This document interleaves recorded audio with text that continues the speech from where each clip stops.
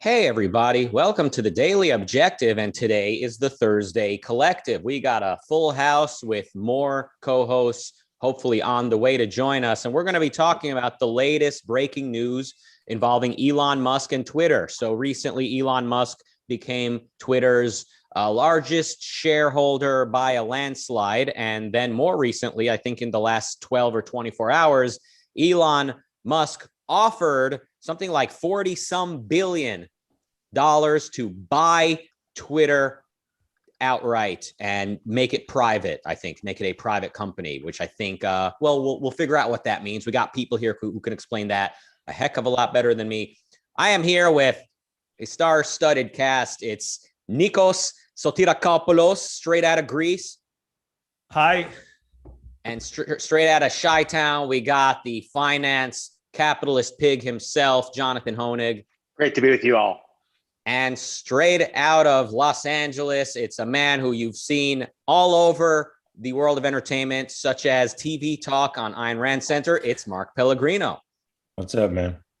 Not much. So, yeah, what do you guys make of this? Do one of you want to share your thoughts, or should I point and Nikos? Shall we start with Jonathan explaining to us? Please. So, Jonathan, the fact that, first of all, making private, does it mean basically that you say that you own all the shares and you do whatever you want? And B, when you make such an offer, what is the process after that?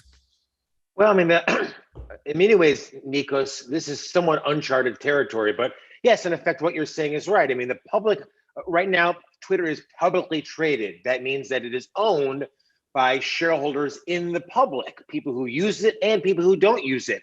People who want to own Twitter, be an equity owner, it can buy it on the stock exchange. And, you know, there's always this rules or regulations about how much you can buy. But in effect, if you buy all the shares or voting majority of the shares, it's your company and you can take it private. That is, you take it off the stock exchange and you or a private group own it all. And, you know, Elon, as you said, he was the biggest individual shareholder. He made that offer this morning to take the company private at, you guys all everyone got the joke, right? $54.20 a share. Like, there's something about that I have to say, as someone who's been in business for this business, securities business, you've never seen someone making $4.20 jokes in like multi-zillion dollar takeovers. It's something that is just astounding to see, but that was his offer. He's going to take the company private. And if to do that, he would have to buy all the shares at that higher price, $54.20 a share. What's interesting that is literally just in the last hour or so, the shares of that company, Twitter, have now fallen back down. Why? Well, the company's second biggest owner, Elon so far is the first biggest. He owns about 9 or 10%. The second biggest owner is who? Wait for it. No, not King. So sorry. Sultan? Prince. Saudi Prince Al-Weed. He owns, I believe, 5% of Twitter. He's saying, we're going to reject this offer. We think it's worth more. So now Twitter shares are under. So this isn't a walk in the park for Elon if he wants to buy the company. He said he's not going to engage in this back and forth of bidding and back and forth. And he actually also threatened, it's not a threat, but he basically said, look, if I can't buy it at $54.20, I'm out. I don't want to be a shareholder at all. So it's very likely you could even see the stock fall precipitously, because if they don't take Elon's offer, he's saying he's going to sell his whole stake. Two more questions from someone who is the average Joe, or even worse. So I've heard things on Twitter that say that if you reject an offer which is, quote, objectively to the interest of the shareholder, then as a CEO or whoever, you basically you don't service your fiduciary duty. So who is to make the decision on whether they sell or not? Well, the board, ultimately the board of directors. And, you know, that's an interesting question of objectively good decision about the company. I mean, it's ultimately up to every individual shareholder. You know, I mean, oftentimes you see a company's stock rise precipitously if a takeover announcement is made. And some shareholders might say, okay, this is a good chance for me to get out. Or, you know, so every day, I think that's, you know, my takeaway, and I've been asked about this on TV, and what does this mean for this? And when I look at this whole process, even with someone as kind of outrageous as Elon, I think the system works.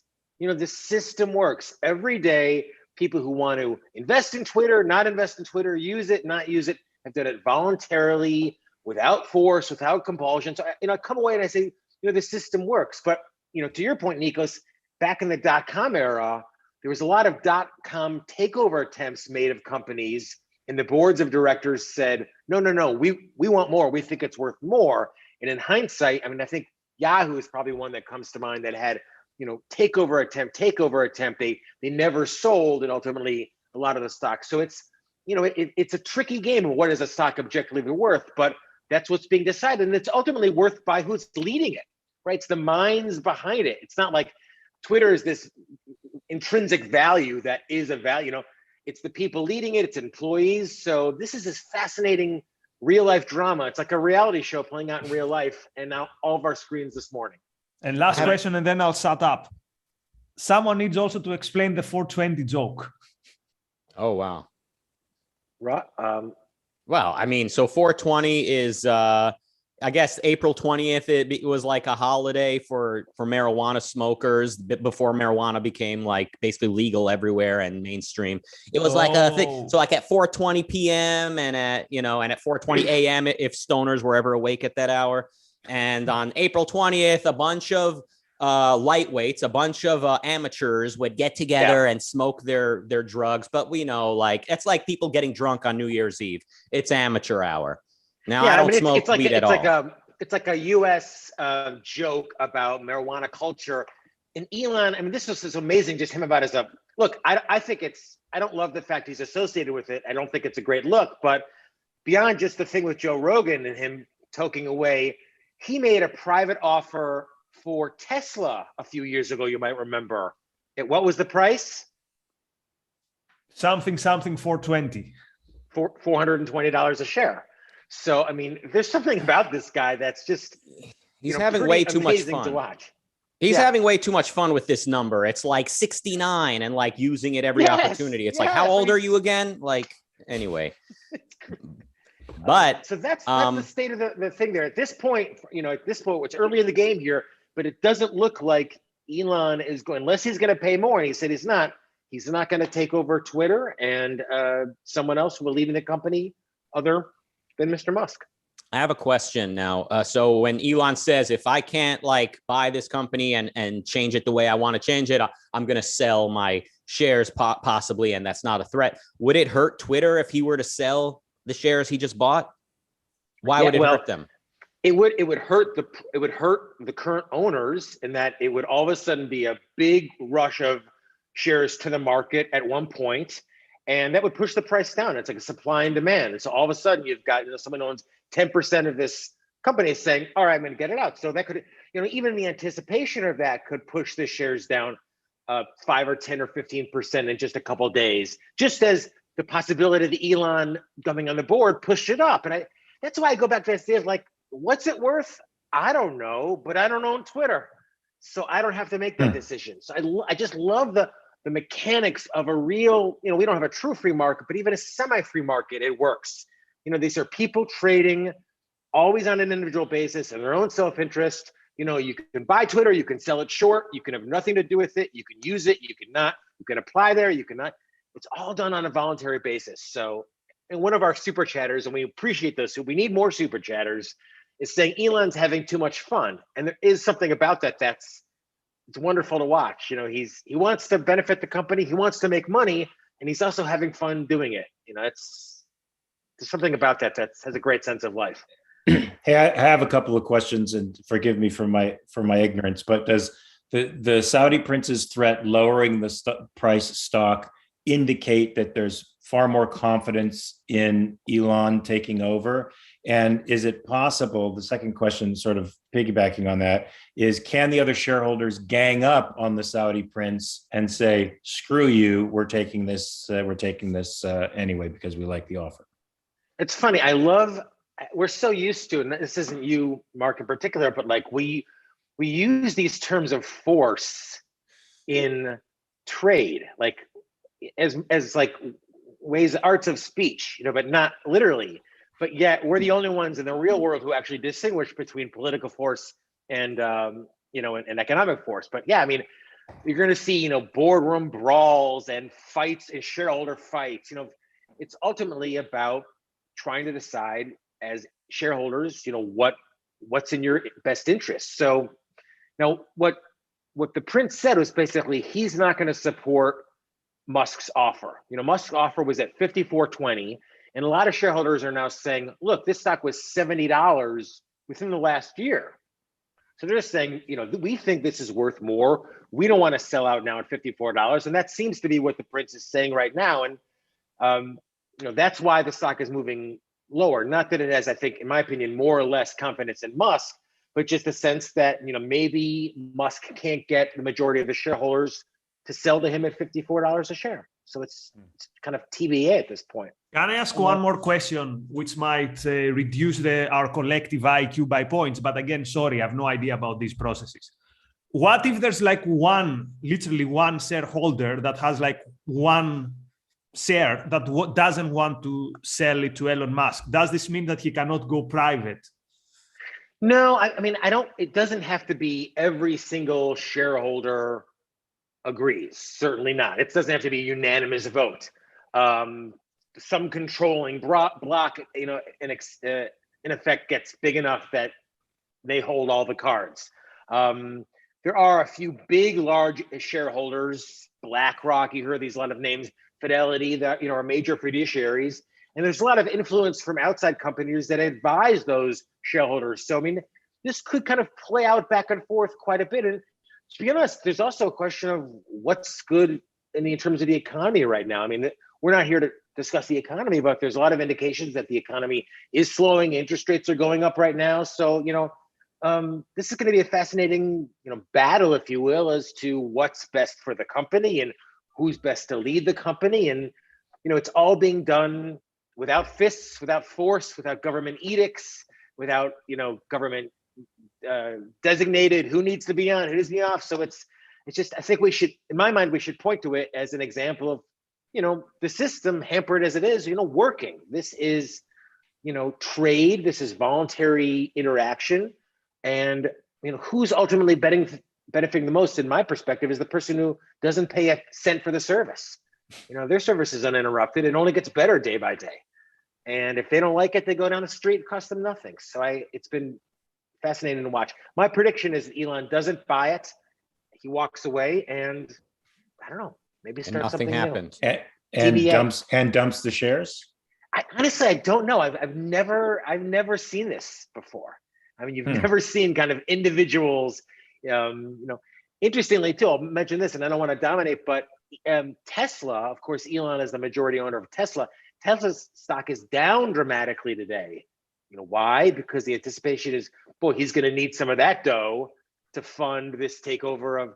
So, smart people on Wall Street are always thinking about this and trying to imagine, what could this look like? What could that look like? And, price this in. What if this happens? What if that happens? And it's an amazing organism that is always trying to think ahead, always try to identify. And I think what it means to us is that, we have a functioning world, that people get paid on time, checks clear on time, the economy continues to function despite all these machinations. And thank you to all the super chatters. Let's thank them. And then I want to toss it around the horn too. Robert, Mark, you want to read some of these, or Rucka, or someone else want to get to some of these?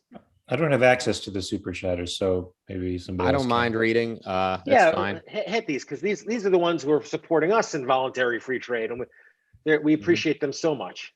Robert with $2 says, with enough super chats, we could buy Twitter. And Robert again says, meanwhile, I'm just waiting for Elon Musk to make Razi an offer to buy the Ayn Rand Center UK. If Twitter's worth 36 billion and Musk willing to pay 50 billion, ARCUK has got to be worth at least half that. Then Razi says, offer rejected. But Razi was not super chatting, so I don't even acknowledge such comments. Sammy's bored again with 99 pence. Marilyn with $4. Allison with $2 says, isn't competition healthy? Free trade with 14 of the Norwegian currencies. Sammy with 99 pence again. Allison with $2 says, why is Elon playing a constant gambit here? And then Marilyn with $5. Okay, so Allison's first question, I think, was rhetorical. But the second question is, why is Elon playing a constant gambit here? Do you know what gambit means, any of you? Because I don't. It's from chess, the Queen's Gambit. Ah. But that's all I can tell. Okay. So why is Elon playing a constant gambit here then? I don't know if I could. I don't know honestly what his analysis is necessarily. I mean, because ironically, that thing of, oh, if you bid 420 or 421, I mean, that dollar is tens of millions of dollars. It's not an arbitrary figure. That actually represents millions of dollars in real life. I mean, it's pretty outstanding to see. The thing I think you want to keep in mind, and to anyone, the thing that's frustrating to me, and I'll just, and I think frankly how it relates to us here on the Daily Objective is that what is Elon saying? And this is where he loses my support.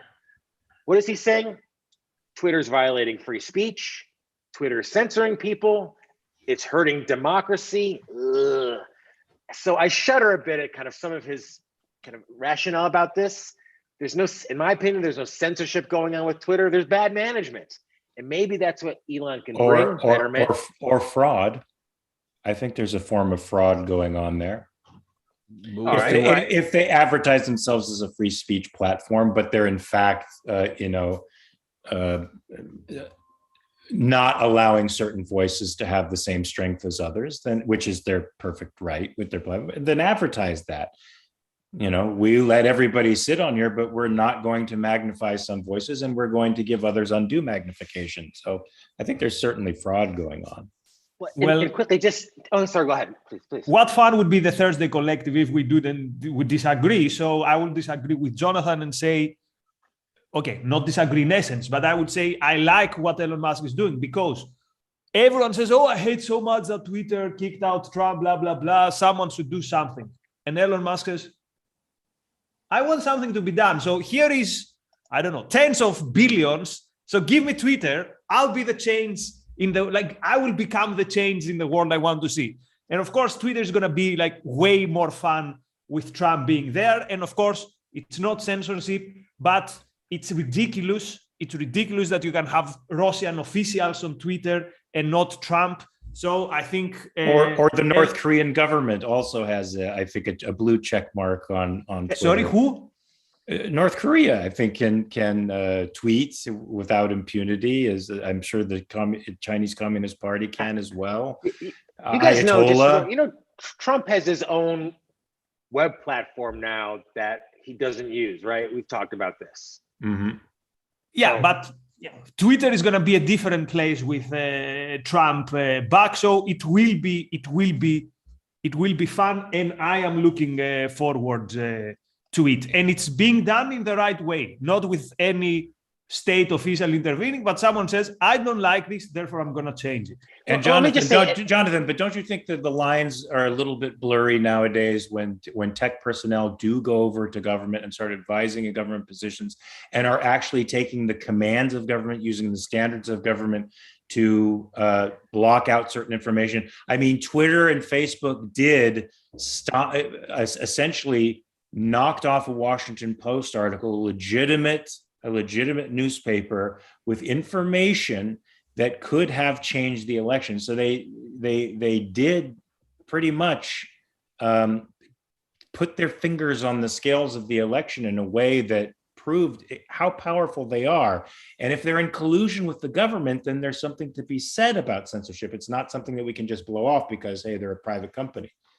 I agree with your analysis. I think they significantly had an effect or played a role in the election. I still think no censorship there. If something shady has been done, like if they got pressure from the government, then the problem is with the government.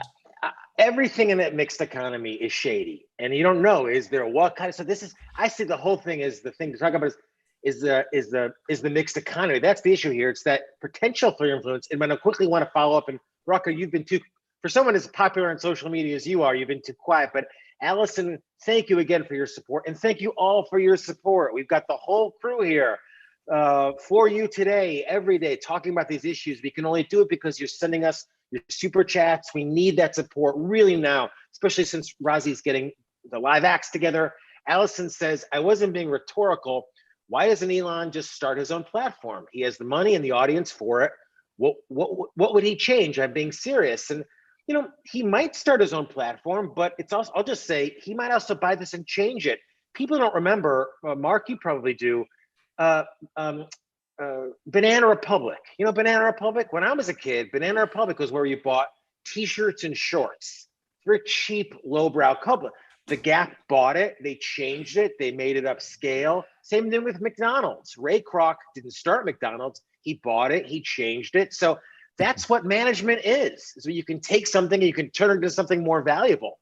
And that's why, you know, ultimately isn't the value is Twitter this entity, but it's who's going to lead it forward. And that's what shareholders and Musk are going to decide. Yeah, and why start from scratch when the apparatus is already there and all you have to do is improve. Exactly. So Alison, let me ask you, would you migrate to a different platform, have all your tweets, all your networks being lost and start from scratch? I wouldn't do that. Even if I lost my Twitter account, I would seriously consider whether I should go to another platform. It's too much work. And also it's one of these things, platforms that no matter how good it is, if not many people are there, then it's not going to be good enough. Yeah, Marilyn with $5 says, Gambit, a device, action, or opening remark typically involving risk that is calculated to gain an advantage. So now we have our definition there, Nikos. Yep. Enric, who's always a great supporter of us in the Ayn Rand Center UK, and we really appreciate that. He's not only a supporter, but we know that he reads Ayn Rand. He often quotes Miss Rand and quotes Dr. Peikoff, and we never want to lose sight of that. And we're here as students of trying to understand these things about censorship, etc. Enric asks, so if the intellectual capital of the people in Twitter is the objective value, how is that evaluated completely? I don't know if he means the users or the guys behind the scenes, the creators. Well, what do y'all think? How would you respond? Well, objective value for me doesn't make sense here. So I have very much difficulty distinguishing how Rand uses the term objective value in capitalists. They are non-ideals. It mostly means something which is objectively good for your life, but then the evaluation of how much it's worth, it is a quote subjective thing, the way the Austrians use the subjective theory of value. So how you evaluate it, first you make a judgment on your mind, this is good, and then the how much money you give has to do with how you know the market, how much money you have. But what am I saying? We have the author of Price is Primary here, so why am I speaking on this? Well,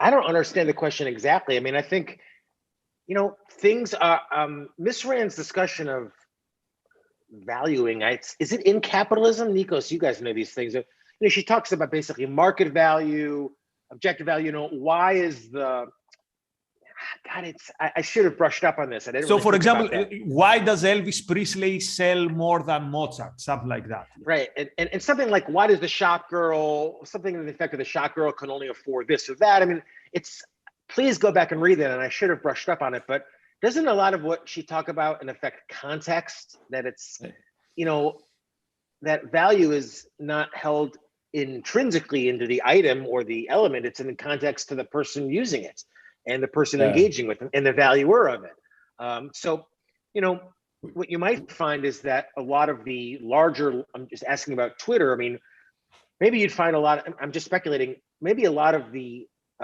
smarts behind Twitter, if you will, the engineers, they might say, well, we see more value going somewhere else. Maybe some of the users, at least for now. I mean, I find I'm spending a little more time on Instagram these days, but I was also on MySpace friggin' 20 years ago. So, I mean, I think that's what makes this so much fun. There's no, you know, Twitter in 5 years is going to look completely different. 2 years, if it even exists. Absolutely. So that's what makes it so fun.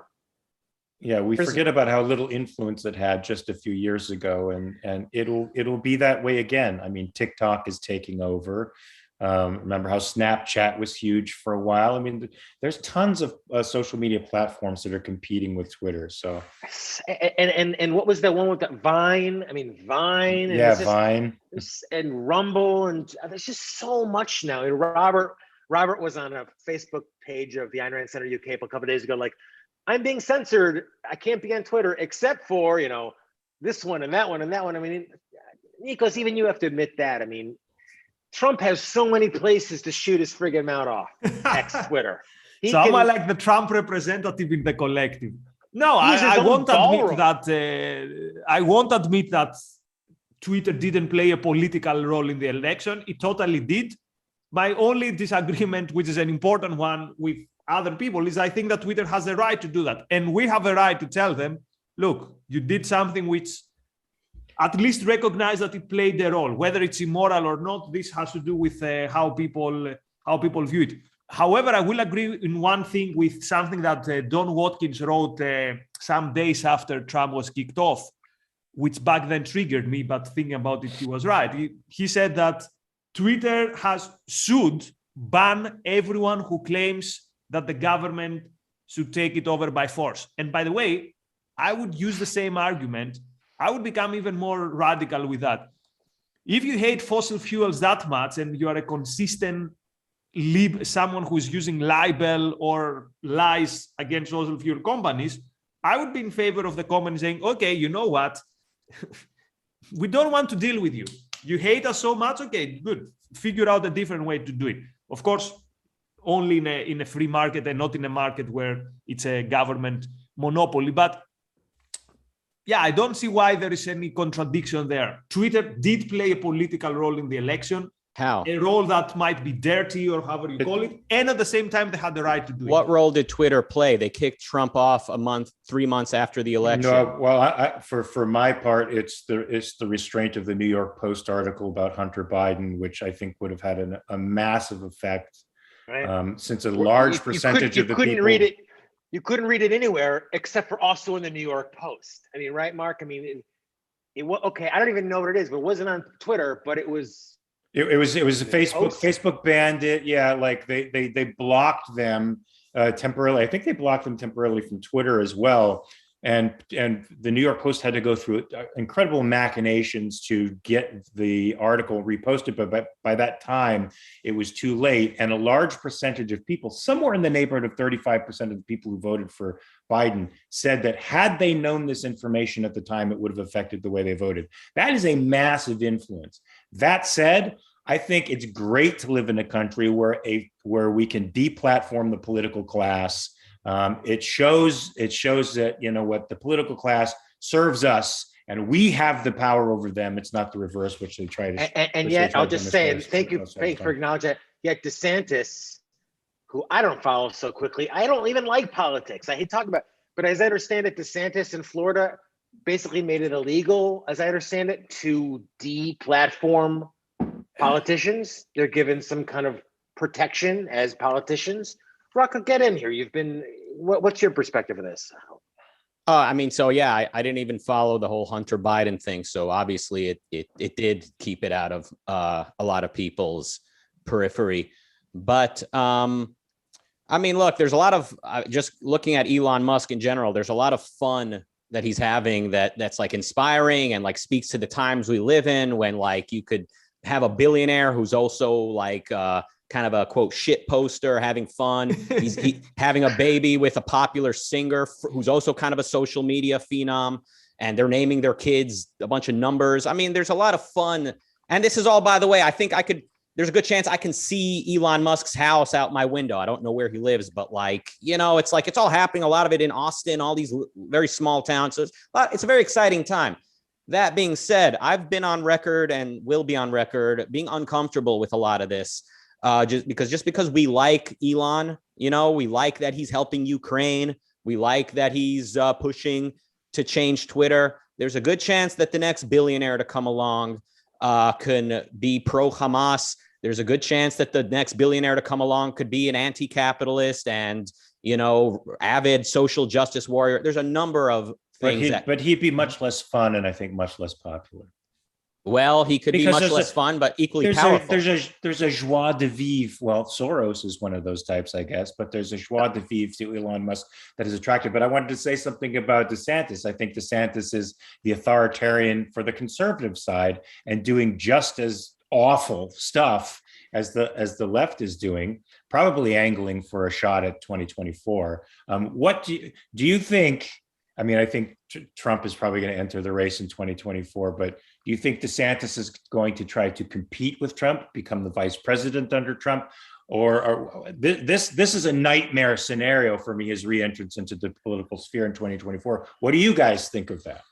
I know it's off topic, but DeSantis. So I'll be a second hander and tell you what a very prominent conservative told us in a dinner with Yaron in Vienna, and Yaron also mentioned it in the show. He would say there's no chance the Conservative Party is going to let Trump again be the nominee. No chance. And he implied that DeSantis, he's going to be the nominee. The question is, can the Republican Party stop Trump? So if he has his own fundraising, he has his own base, he mobilizes that base, can the party stop him? So I don't know. And does that mean he becomes like a Teddy Roosevelt, organizes a third party under his persona where people follow him because of his personality, and winds up re-electing Biden or, God forbid, Kamala Harris, whoever the left has up for grabs? Yeah, there's no chance that the third party wins. So this will de facto mean that whoever is on the other side, how sad is this that even Ted Cruz was supporting control of social media or of quote of monopolies. By the way, this is like a free test on if someone has any understanding or intellectual capacity. When they say Twitter is quote monopoly, sorry to explain it to you. Monopoly means only one. It's the same thing with censorship, Nikos. But you know that's the point. We need to reclaim these terms.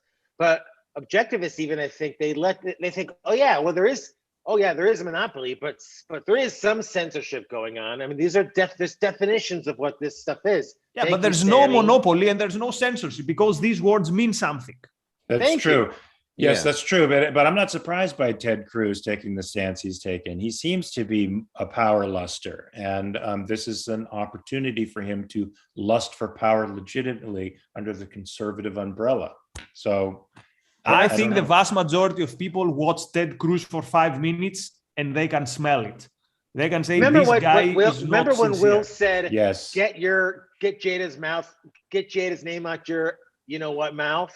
I want to say that when I go back and look at that video of Ted Cruz with Atlas Shrugged. I was get fucking Rand's name. Allison says, I've had Twitter since 2020. I have friends on Twitter. I wouldn't dump it, but I wouldn't mind using a new platform Elon makes.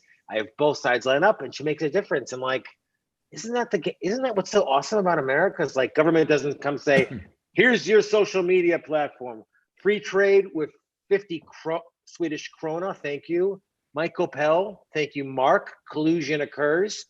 This is bad. What say you? Collusion. What are you going to do? Crack down on the social media companies, right? No, certainly. I mean, the undue political influence that Twitter has to the degree that it's in part because of their collusion with government officials. I mean, that stuff has to stop, but it's not the businesses that you have to blame so much as, look, the people with the guns have the power, and the fact that the people with the money try to influence the people with the guns is not so surprising. It's take the people with the guns out of the equation, stop this regulatory state so that there is no more collusion between business and politics anymore. And so there won't be these blurry lines, and the definitions will be a lot clearer to people. Yeah.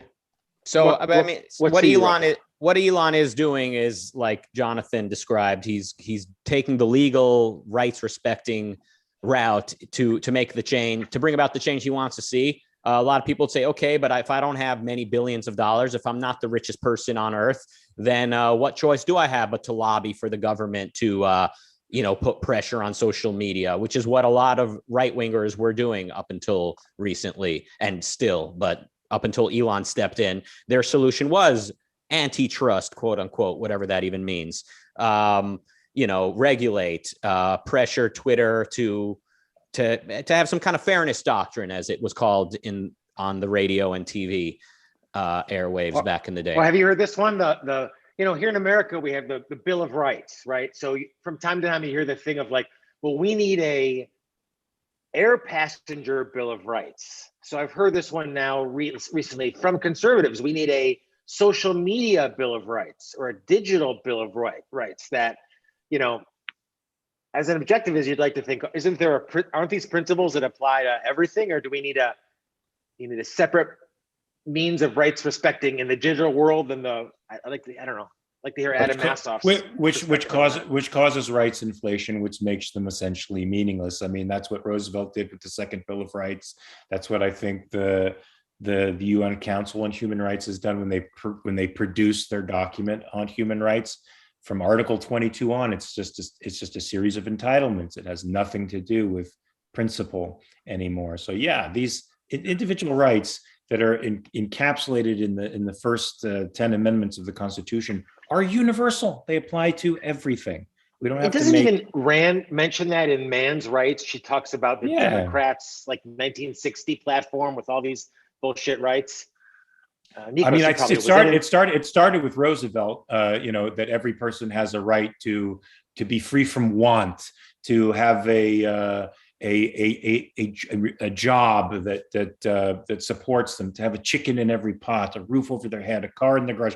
This became, the new, I think, focus of social democracy. That was its ideal, not protection of rights as in freedoms of action, but the provision of things for people. And I think that's where things started to go pretty south. Can I return to a point that I think I missed? And so, Rucka, you said that you're a bit uncomfortable in terms of what if the next Elon Musk is, let's say. Do you mean that there's a problem when we lionize, or whatever the phrase is, these people almost as celebrities, and that we should be a bit cautious because it's not rare that we are negatively surprised? Is this where you're getting at? What I'm getting at is I'm not a fan of disruption without any end goal in mind. So, I mean, for entertainment's sake, maybe what Elon is doing is entertaining, and I love seeing entertainers push boundaries. But to see an actual real life businessman, supplying Ukrainians with something they need for war. And again, next time a billionaire does that, it could be the side of the war that the West shouldn't be supporting, for instance. In this case, he wants to make Twitter more, quote, free speech friendly, but the next guy could definitely want to suppress anyone who's pro-capitalism, just to give you an example. I'm not a fan of disruption without an end goal. So it feels like the Joker to me. It feels like watching the Joker, seeing someone with with this lightheartedness, so to speak, or this sense of humor, shaking up the system.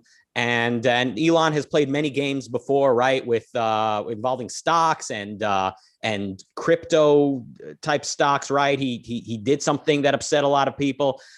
It feels like the Joker to me. So it might be funny at times, but a lot of people, they like seeing things burn without any value being produced. I'm not saying Elon is nihilistic, but a lot of nihilistic people are loving this, and it makes me trepidatious. I think as a culture, we need more of a positive goal that we're moving towards, and obviously the culture currently doesn't.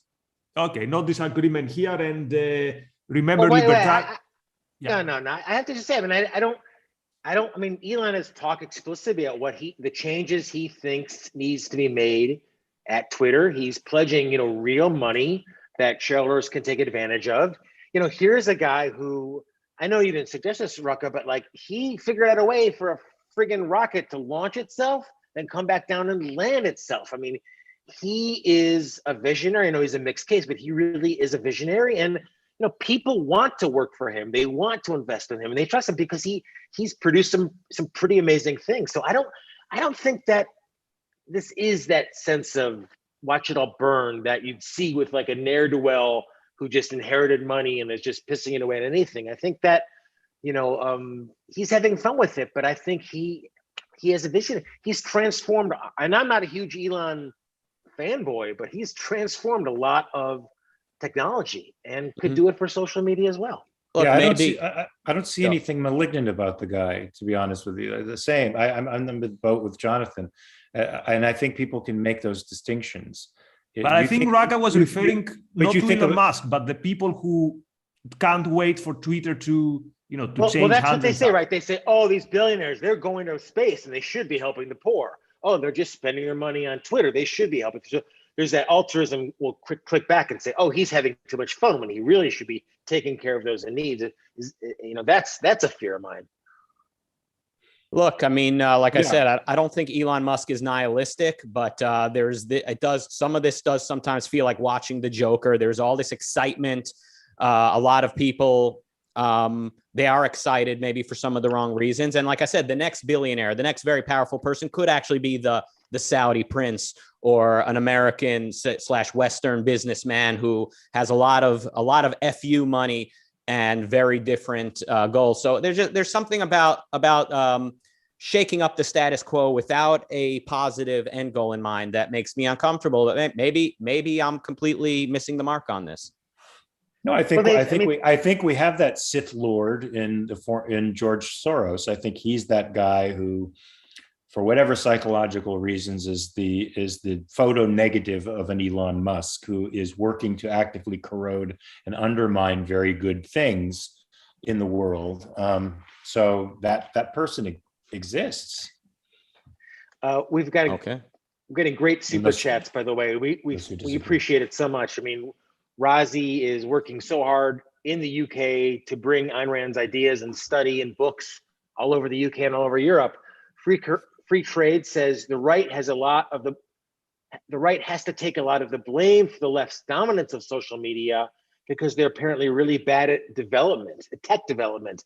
I don't know if it's tech development. It's just they don't control the culture, and whatever the right is, I mean, the left dominates the culture, so they dominate in technology, they dominate in schools. I mean, right? Mark, you're shaking your head. You seem to agree with that. Yeah. They have institutional capture. They dominate all the information sectors of our culture, and the right has no effective counter. I mean, there is an effective counter, but it's us. It's the objectivists in the world, not the conservatives. So, and there's plenty of objectivists who are tech savvy and can probably start their own platforms. So, but yeah, it's the culture in the end. It's the culture. I mean, Brian Armitage, I believe, is an objectivist. Wasn't he at Google?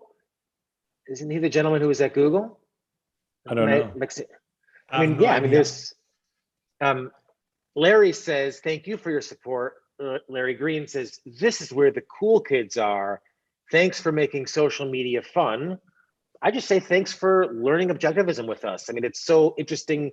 We've got students. Nikos is extraordinarily knowledgeable. Done a lot. It's such a great conversation every day, and I learn a lot. So thanks to those who support us, and thanks to you guys as well.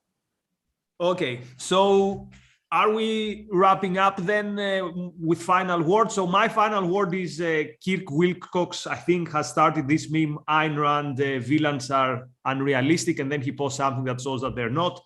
Some of the reactions I see against Elon Musk based on nothing that Musk has said or done. So I see more and more the term super villain on Twitter, shows that, this hatred for someone with zero evidence just because he's successful and rich is real, and it should be an issue of why is this happening and what does this tell us about these people, which again, it's different from pointing out that some people support Musk for the wrong reasons and without understanding why and without having a positive vision. So both things could be happening at the same time. So that's my parting words.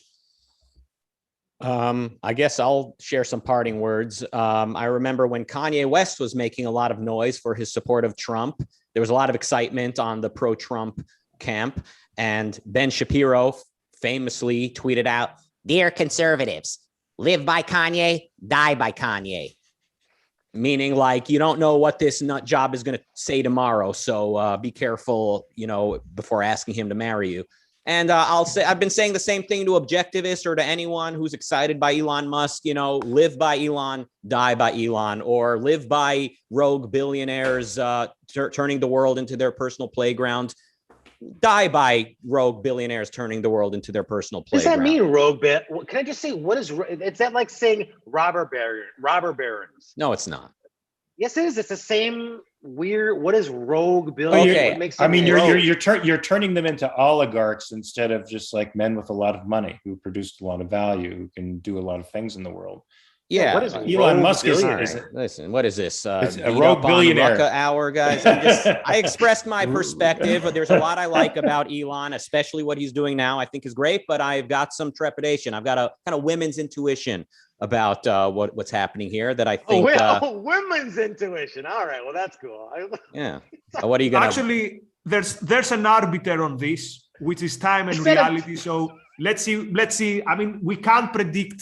We don't know him. I haven't even read his biography, so I can't form an opinion. But usually when we disagree with something with Rucka, time tells who is right and who is wrong. So that's the only way we can figure out what's going to happen with this. Hey, I'm just to me, Elon Musk is a refreshing person. I enjoy seeing someone who's not ashamed of his wealth, who challenges the status quo, who throws it back in the face of the political class, and wants to shake things up so far in a very benevolent way. So for me, he's a breath of fresh air. And I'm not staking all of my hopes in him, but I think he's an indication that things could be moving in a direction that is pro-life and pro-production, pro-wealth, and pro all the things that we think make life wonderful. Mary Lee, thank you. Go ahead, Rucka. I'm so sorry. On that, we agree. I agree with all of that. I'm always kind of having nightmares about what lies ahead, and I think Nikos might have been hinting that sometimes my nightmares come true, but I don't want to put words in Nikos's mouth.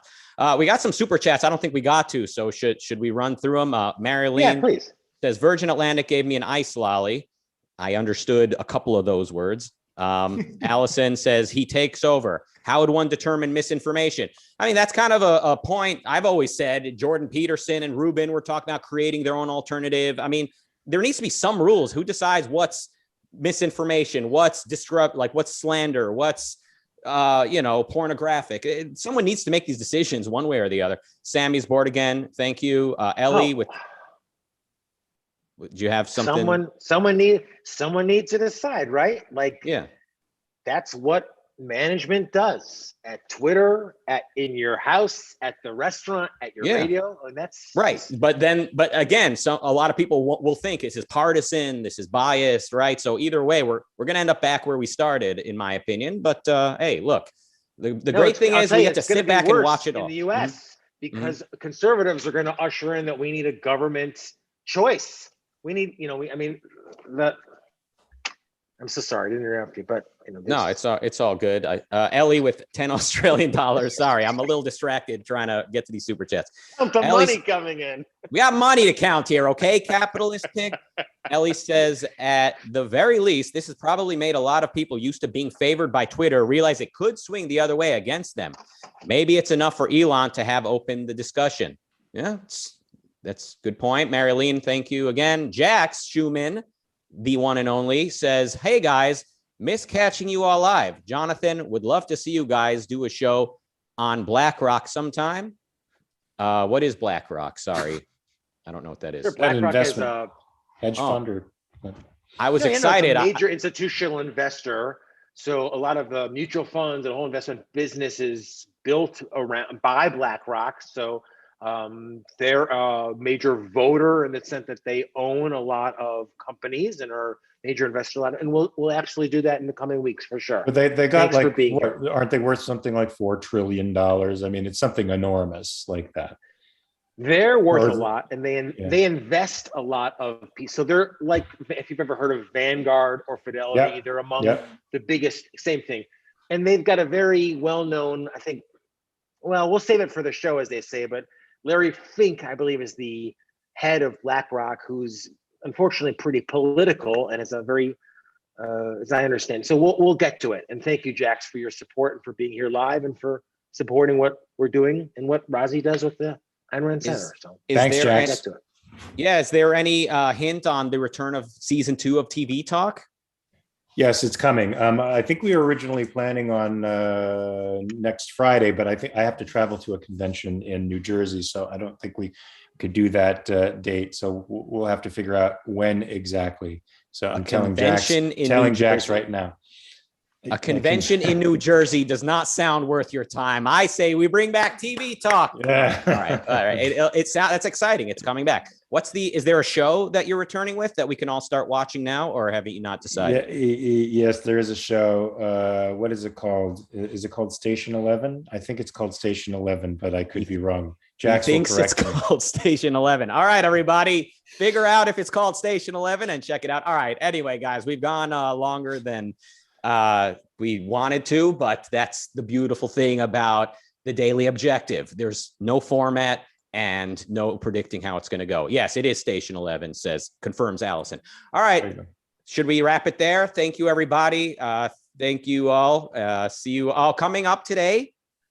Oh, you thought we were done. It's Robert and Amy Nasser with Life on Earth at 10 p.m. UK time, talking about benevolence and the benevolent universe premise. Robert Nasser, the winner in the Ayn Rand Con Europe of the Nikos Objectivist Fiction Quiz presented by Rucka.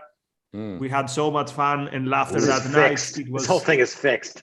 Yeah, I mean, I would think hosts are disqualified. No, but it was a wonderful time. Thank you, Nikos. He got 19 out of 20 answers, which was even ARI staffers didn't get as high as Robert. So that's crazy. Hey, but before we go, I want to say something too. My wife became a fan of the collective on Thursdays, so she's watching right now from Paris. I just wanted to say hi, Tracy. I love you. Anyway, hey, bonjour, okay. Bonsoir. Thank you, Tracy. Bonsoir. It's evening. All right, and we'll see you back here tomorrow. Tomorrow's Jason Ryan's day, Philosophy Friday. See you there, or you be square. Thank you and goodbye. Bye-bye.